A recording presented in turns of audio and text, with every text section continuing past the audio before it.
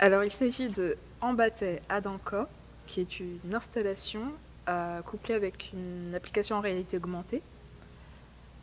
On va pouvoir rencontrer autour de cet arbre les membres de ma famille que j'ai rencontrés cette année en Guadeloupe et avec qui on a discuté d'un sujet qui est plutôt tabou, celui de l'histoire de l'esclavage et de la traite négrière. Le visiteur va pouvoir, à l'aide d'une tablette, tourner autour de l'arbre et écouter les discussions que j'ai pu avoir avec ces personnes, notamment concernant la découverte d'un ancien cimetière sur les terres de la famille et dont personne n'a jamais su à qui appartenaient les tombes. C'est un projet qui est assez complet pour le coup, qui touche vraiment à beaucoup de médiums et beaucoup de techniques pour le prototypage. Il y a bien sûr tout l'aspect 2D et 3D, donc la conception de l'arbre qui a d'abord été fait en dessin, puis en 3D. L'arbre est fait de cordes. Donc c'est un arbre qui s'enroule quelque part, ce sont des liens qui s'enroulent les uns entre les autres.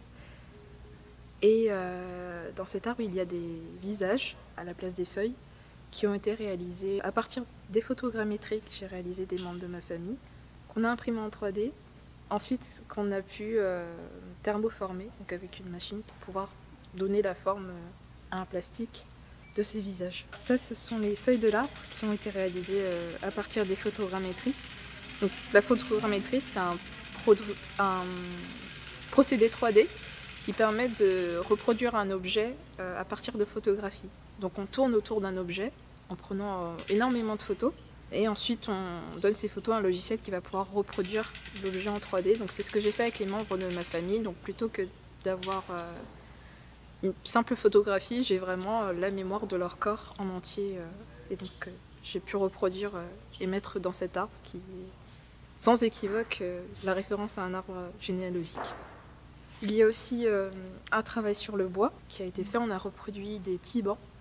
Donc les tibans, ce sont de petites assises d'environ 35 cm de haut qui existent dans tous les jardins, dans toutes les maisons en Guadeloupe et certainement ailleurs.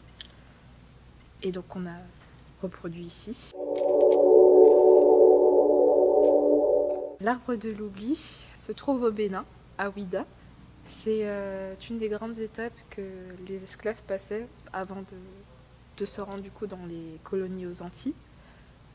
Il y a un mémorial encore aujourd'hui à Ouidah, au Bénin, sur la route des esclaves, où on retrace en fait le parcours de ces esclaves. Et l'arbre de l'oubli, c'est un arbre autour duquel l'esclave devait tourner entre 7 à 9 fois pour oublier ses racines, pour oublier ses origines, d'où il venait, et donc démarrer une nouvelle vie dans les colonies. Donc moi j'ai décidé de faire un arbre, non pas pour oublier, mais donc pour me souvenir, pour savoir et pour partager mes propres racines. J'ai fait une première installation en 2018-2019 qui s'appelle 0,005 m3 d'identité. C'est une installation avec plusieurs bouteilles qu'on pouvait ouvrir et fermer, et à l'intérieur étaient renfermés de manière immatérielle des messages vidéo, audio et textuels de 5 jeunes d'origine des départements d'outre-mer qui répondaient à la question « Qu'est-ce que ça signifie pour eux être français d'outre-mer ?» Pour moi, ce projet est dans la continuité car j'avais d'abord une question globale sur ma propre identité, qu'est-ce que ça voulait dire pour moi être française d'outre-mer. Et ensuite, j'ai cherché au plus profond de mes racines, donc j'ai cherché à savoir d'où venait ma famille, comment c'était transmis, en fait, tout simplement ma culture.